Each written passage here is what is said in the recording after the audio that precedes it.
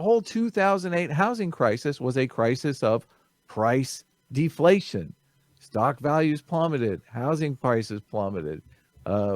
Deflation is as big an issue as inflation is. I guess the Austrians, they don't. Was that caused by deflation, or was that caused by a lack of liquidity?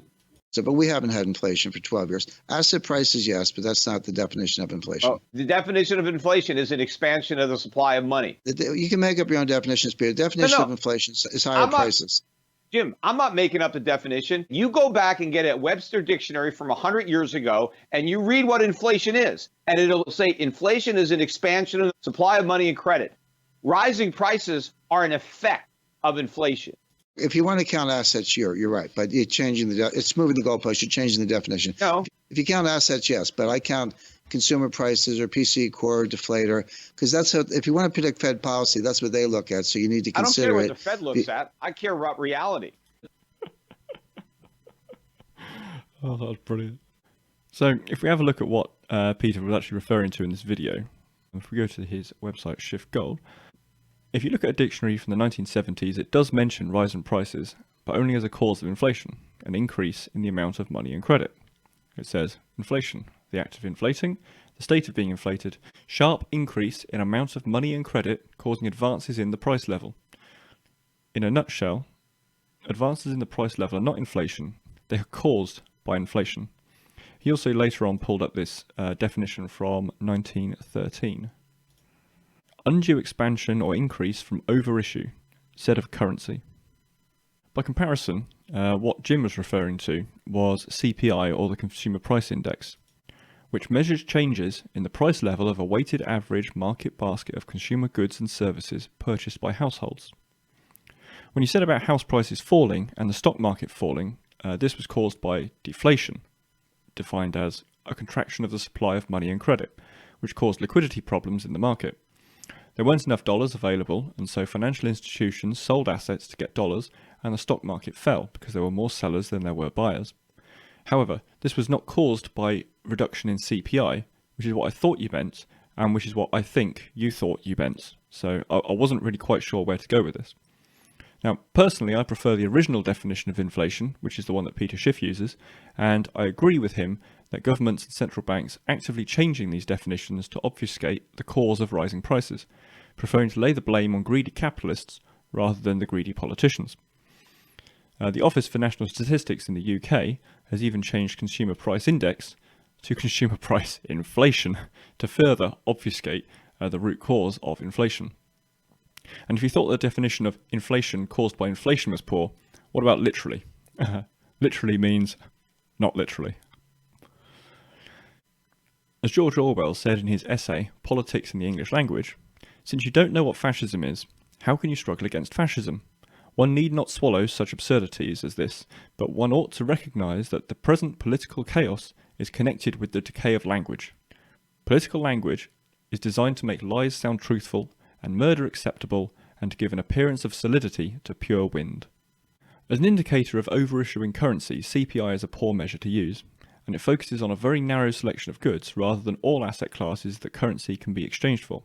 For example, if we have a look at the performance of the S&P 500, it appears to have an annual inflation rate of 15.6% since March 2009. Now, I'm sure many people will try to claim that this is due to greater productivity, but if you have a look at the cyclically adjusted price-to-earnings ratio, it's currently at 38. And if you compare this to the historic average of around 16, it's not particularly cheap at the moment. The price-to-earnings ratio, or PE, is the amount of money an investor pays for the profits of the company.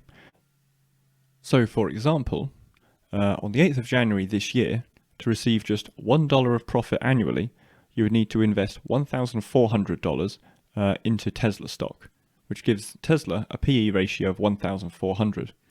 This shows how asset prices have inflated without enough underlying productivity to justify it.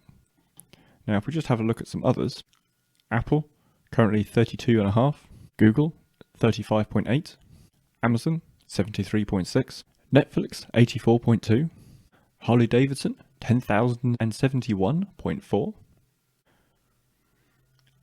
The CPI measurement also doesn't account for housing costs or house prices, and if we have a look here, the S&P Case-Shiller Seasonally Adjusted National Home Price Index rose by 4.29% during the year Q2 2020.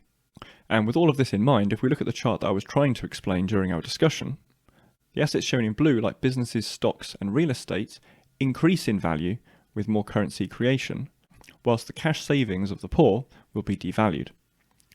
The assets of the poorest are cash, which is being devalued by greater supply, their home, which is subject to wear and tear without returning an income to cover the costs, and vehicles, which depreciate at a rate of around 15 to 35% per year. The only reason people can rely on their houses for retirement is because the underlying land is a finite commodity, and there is a belief that the trend in house prices over the last few years can go on forever. And the only way that that trend can continue is if the dollar is continuing to be devalued. This is known as the Cantillon effect, which is a change in the relative prices resulting from a change in currency supply. Making lots of cheap currency available via banks does not automatically mean that demand for everything will rise simultaneously. Instead, history shows that certain assets take favour over others, leading to rising prices in some areas of the economy and falling prices in others. So, whoever is closest to the creation of the money will reap the most benefit. If the money goes into one asset class first, it will rise in price faster than those it flows into later. Similarly, the first spender of newly created currency benefits the greatest from the extra purchasing power, as the greater currency supply does not exist before it is spent by the original recipient. The website ShadowStats provides a valuable service in keeping its own CPI records. As stated on the website, in general terms, methodological shifts in government reporting have depressed reported inflation, moving the concept of CPI away from being a measure of the cost of living needed to maintain a constant standard of living. In the two charts here, the unadjusted CPI from 1980 and 1990 is shown in blue compared to the official CPI, which is shown in red. The reasons for these depressed figures are twofold. The first factor is the use of hedonic adjustments. Hedonics is the science of trying to work out how much product quality has changed and adjusting CPI to take account of the fact more expensive products are not just higher prices, but also improved quality. It is used in the US and UK calculation of inflation. If a TV increases in price by 10% and the TV was exactly the same, that would mean it reflects inflation of 10%. However, if the quality of the TV has changed and you are paying 10% more price for a 20% bigger TV, then it is more complicated. I can understand the legitimacy of using hedonics to adjust for changing consumer habits and greater productive efficiency. But there are circumstances when consumers are forced to buy things they do not want, and then hedonics are used to hide this additional cost to the consumer. The airbag in a car is there to protect me as a driver. It doesn't prevent me from having an accident hurting somebody else because it's only activated by an accident. All right, now, why shouldn't I make that decision? Who are you to tell me that I have to spend whatever it is, $200, $300, $400 on that airbag? Well, we don't tell you that. And after this, a hedonic adjustment will be made to now show that although the car has cost the consumer $400 more, the car was considered $400 better, and so there's actually no increased cost to the consumer. The second part of this two-part obfuscation is substitution bias. Substitution bias describes a possible bias in economic index numbers if they do not incorporate data on consumer expenditures, switching from relatively more expensive products to cheaper ones as prices changed. The example that's always given is that if beef rises in price, consumers switch to a cheaper meat like chicken, and the basket of goods for calculating CPI is adjusted to show the change in consumer spending, which results in CPI missing the increase in the price of beef, and possibly even to register a reduction in cost of living despite prices increasing.